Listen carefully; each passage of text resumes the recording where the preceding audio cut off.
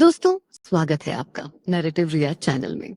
जरा सोचिए, क्या होगा अगर आप एक ऐसी जगह पर फंस जाएं जहां से निकल पाना असंभव हो और हर रात एक खौफनाक शैतान आपका खून करने के लिए आए। हमारी आज की सीरीज इस तरह की ही है। सीरीज का नाम है फ्रॉम। तो बिना किसी समय की बर्बादी के चलिए शुरुआत करते हैं पहले एपिसोड से। फर्स्ट एपिसोड की शुरुआत में हम एक आदमी को देखते हैं जिसका नाम है वॉइड। वो घंटी बजकर लोगों को अपने अपने घरों में जाने के लिए कह रहा था। इसके बाद हम एक सहरा नाम की लड़की को देखते हैं जो कि एक रेस्टोरेंट में वेटर थी। घंटी की आवाज सुनकर वो भी अपने कस्टमर्स को अपने अपने घरों में जाने के लिए कहती है, क्योंकि कुछ ही देर में अंधेरा होने वाला था। और सभी लोगों के जाने के बाद वो गेट पर एक तबीज लटका देती है। ये जो वॉइड है, ये इस गांव का शेरिफ है और वो पूरे गांव में घूम घूम कर घंटी बजाता है ताकि सभी लोग अपने अपने घरों में चले जाएं। ये है डेनी, जो कि पुलिस ऑफिसर है। हर शाम यह अपने पिता के साथ चेस खेलता है। और तभी हम third year medical student Christie को देखते हैं, जो अपनी पढ़ाई के साथ साथ इस गांव में डॉक्टर का काम करती है। फिर वो डेनी के पिता को बेसमेंट में ले जाने के लिए कहती है, क्योंकि वो हर रात वहीं पर सोते हैं। लेकिन इस बात पर उसके लग पिताजी भड़क जाते हैं, क्योंकि उन्हें भूलने की बीमारी थी। फिर क्रिस्टी उन्हें अपनी बातों में फंसकर उनको आराम करने के लिए बेसमेंट में भेज देती है। फिर वे दोनों वहां से बाहर आ जाते हैं।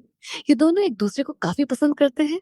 फिर थोड़ी बहुत बात करने के बाद डैनी क्रिस्टी को बाय बोलकर वहां से चला जाता है। फिर क्रिस्टी वापस हॉस्पिटल के अंदर जाती है और अपने दरवाजे पर वैसा ही तबीज लटका देती है। तभी हम शेरिफ वॉइड को देखते हैं, जो कि दूर से कुछ लोगों को देख रहे थे। उस जगह पर बहुत सारे लोग इकट्ठा रहते थे और उन्हीं में से एक वॉइड का बेटा, जिसका नाम एलिस है, वो भी रहता था। फिर जब वे सब लोग अपने घर के अंदर चले जाते हैं तो वॉइड को थोड़ी राहत मिलती है और वो भी स्टेशन के अंदर आ जाता है।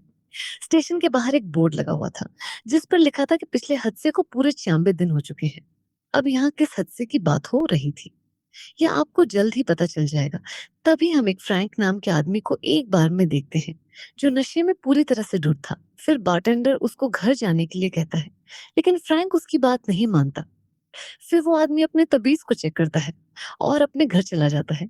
इस समय फ्रैंक की फैमिली उसका इंतजार कर रही थी। उसकी फैमिली में उसकी वाइफ और उसकी बेटी थी। फिर उसकी बेटी माया अपनी मोम से कहती है कि पापा अभी तक वापस क्यों नहीं आए।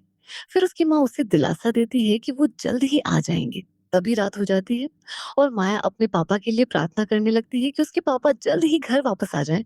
लेकिन तभी माया को अपनी खिड़की में एक ओल्ड लेडी दिखाई देती है, जो कि हुबहू उसकी दादी के जैसी थी। वो बूढ़ी औरत उसको खिड़की खोलने के लिए कहती है। फिर माया बिना कुछ सोचे समझे खिड़की को खोल देती है। उसकी माँ उसे रोकने की कोशिश करती है, लेकिन तब तक बहुत देर हो चुकी थी और वो बूढ़ी औरत एक शैतान में बदलकर उन दोनों को मार देती है। अगले सीन में हम एक फैमिली वैन को देखते हैं जिसमें जूली नाम की लड़की अपने छोटे भाई ईथन को कहानी सुना रही थी।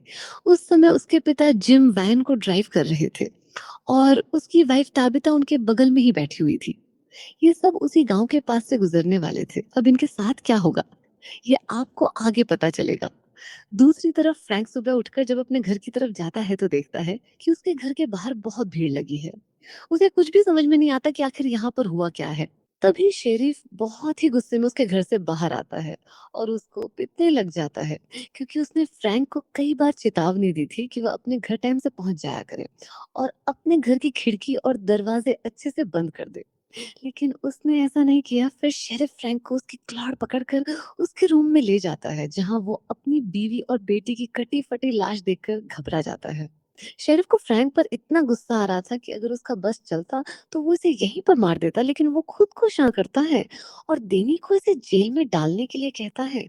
इसके बाद वो नीचे आकर फादर से बात करने लगता है और उस तबीज को उठकर अपने पास रख लेता है। तभी हम उसी फैमिली को देखते हैं जो बातें करते करते आगे बढ़ रहे थे। तभी उनको रास्ते में एक बड़ा सा पेड़ गिरा हुआ मिलता है। फिर वे सभी अपनी वाइन से उतरकर उस पेड़ के पास जाते हैं। वहां आसपास बहुत सारे कोए भी मंडरा रहे थे। फिर उन्हें ऐसा लगने लगता है कि ये कोए उनके ऊपर हमला ना कर दे, इसीलिए वे वापस तुरंत वाइन के अंदर चले जाते हैं। तभी हम एक डोना नाम की लेडी को देखते हैं, जो शेरिफ वॉइड को कहती है कि तुम यहाँ पर नहीं आ सकते। लेकिन वॉइड उससे कहता है कि मैं अपने बेटे से मिलने के लिए आया हूँ। फिर डोना वॉइड को उसके बेटे के रूम के पास ले जाती है। उस समय शेरिफ का बेटा एलिस अपनी फ्रेंड फटीमा की पेंटिंग बना रहा था। फिर जब शेरिफ अपने बेटे से मिलता है तो उसका बेटा उनको देखकर खुश नहीं होता, बल्कि नाराज हो जाता है। फिर शेरिफ उसे बताते हैं कि बेटा, गांव में कुछ लोगों की मौत हो गई है और अच्छा होगा तुम उन्हें श्रद्धांजलि देने के लिए आओ। फिर एलिस कहता है ठीक है, मैं इस बारे में सोचूंगा। फिर शेरिफ वहां से चले जाते हैं। तभी हम जूली को देखते हैं जो अपनी मन से कहती है कि यहाँ पर नेटवर्क नहीं है। तभी तविता उसे कहती है कि कहीं हमने हाईवे का साइन मिस तो नहीं कर दिया है। फिर जिम कहता है नहीं, हमने अभी तक एक भी साइन मिस नहीं किया। फिर वे वहां से एक गलत रास्ता ले लेते हैं और सीधा उसी गांव में पहुंच जाते हैं जहां सैरा उनको बहुत ही हैरानी से देखती रहती है। फिर ये सभी वहां पर रुकते नहीं बल्कि वहां से बिना रुके आगे बढ़ जाते हैं। उस समय गांव के सभी लोग फ्रैंक की बीवी और बेटी को श्रद्धांजलि देने के लिए आए हुए थे। फिर फादर उन दोनों की आत्मा की शांति के लिए प्रार्थना करते हैं। तभी उनकी फैमिली वैन वहां पर आकर रुकती है और सभी लोग उन्हें बहुत ही हैरानी से देखने लगते हैं। फिर शेरिफ गांव वालों को कहता है कि इनको अचानक से कुछ भी मत बताना वरना ये लोग बहुत ही घबरा जाएंगे। फिर शोक सभा खत्म होने के बाद शेरिफ खुद उनके पास जाता है। फिर जिम उनसे हाईवे का रास्ता पूछता है, लेकिन शेरिफ थोड़ा हैरान होकर कहता है कि यहाँ से सीधे चले जाओ, आपको आगे हाईवे का साइन मिल जाएगा। फिर जिम अपनी वैन लेकर वहां से चला जाता है। फिर जिम अपनी वैन लेकर वहां से चला जाता है। फिर वे सभी सीधा सीधा उसी रोड पर चलते रहते हैं, लेकिन इन्हें कहीं भी हाईवे का साइन नहीं दिखता। फिर वे घूम फिर कर वापस उसी गांव में पहुंच जाते हैं। फिर जिम सैरा से रास्ता पूछता है। सैरा उसे कोई भी जवाब नहीं देती और फिर वे सभी आगे बढ़ जाते हैं। तभी हम सहरा के बड़े भाई थल को देखते हैं जो कि सैरा से कहता है कि ये फैमिली अभी तक यहीं पर घूम रही है। फिर सैरा कहती है वो यहाँ से कहीं नहीं जा पाएंगे। फिर उसका भाई जानवरों को खाना देने के लिए चला जाता है, लेकिन सहरा बहुत ही घबराई हुई थी। तभी वाइन के अंदर ताबिता जिम से कहती है कि शायद हमने कोई टर्न मिस कर दिया है, लेकिन जिम उसकी बात से सहमत नहीं होता। फिर ताबिता कहती है कि आप गाड़ी धीरे चलाओ, कहीं फिर से टर्न मिस ना हो जाए। लेकिन जिम इस बात पर गुस्सा हो जाता है क्योंकि गाड़ी ऑलरेडी 20 किमी प्रति घंटा की रफ्तार से चल रही थी और ये लोग फिर से वापस उसी गांव में आ जाते हैं। इस बार इन्हें कुछ गड़बड़ लगती है और ये सभी वापस यू टर्न ले लेते हैं। तभी शेरिफ देनी से कहता है कि जाकर रोड पर कांटे बिच्छा दो, बहुत हो गया घूमना फिरना। लेकिन भी सामने से एक गाड़ी आ जाती है जिसके कारण उनका एक्सीडेंट हो जाता है और इनकी वाइन पलट जाती है।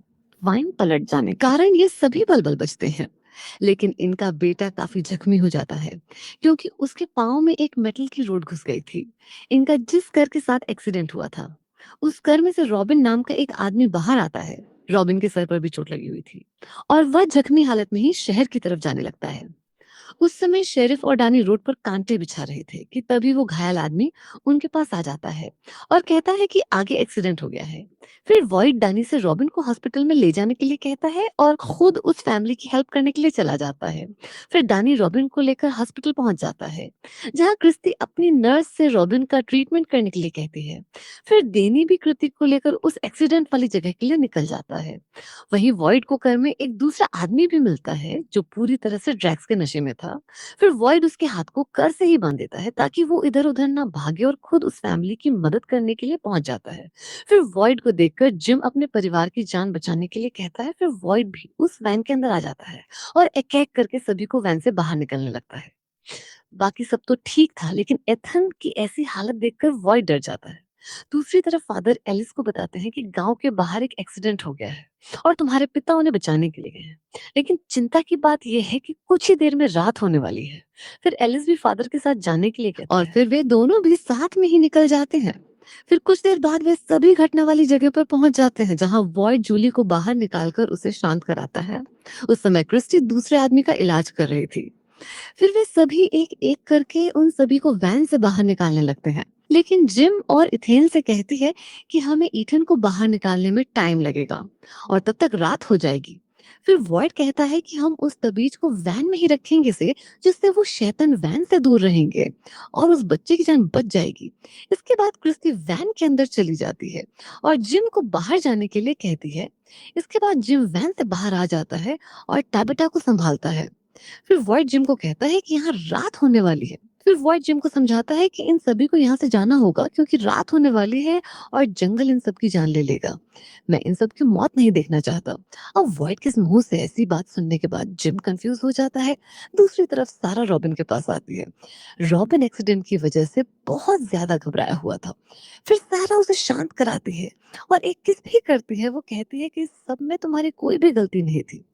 फिर वो रॉबिन के गले में एक चाकू मार देती है और उसकी जान ले लेती है। दूसरी तरफ वॉइड एलिस को वहां से जाने के लिए कहता है, लेकिन एलिस अपने पिता के फैसले को नहीं मानता। वहीं ताबिता और जिम भी एक दूसरे को अकेला नहीं छोड़ना चाहते थे, लेकिन जिम ताबिता से कहता है कि मैं यहाँ ईथन को संभालू, तुम हमारी बेटी जूली को सेफ रखो, उससे तुम्हारी जरूरत है। इस बात पर ताबिता बहुत ही दुखी हो जाती है, क्योंकि उसको अपने आसपास के सभी लोग काफी अजीब लग रहे थे। फिर वे सभी वहां से निकल जाते हैं, लेकिन जब डैनी उन सबको लेकर वहां से जा रहा था, समझ तो उसी के लगाए हुए कर्ज कार से उनकी कर पंचार हो जाती है और ऊपर से रात भी होने वाली थी। फिर वे सब अपनी जान बचाने के लिए घर की तरफ भागते हैं। दूसरी तरफ वैन में वॉइड अपना तिलिस्मी तबीज लगाता है और जिम को कहता है कि ये पत्थर हमारी रक्षा करेगा। कुछ देर बाद एथन को होश आने लगता है और वो दर्द से तड़पने लगता है। फिर वॉइड उनको बताता है कि वे लोग आ रहे हैं।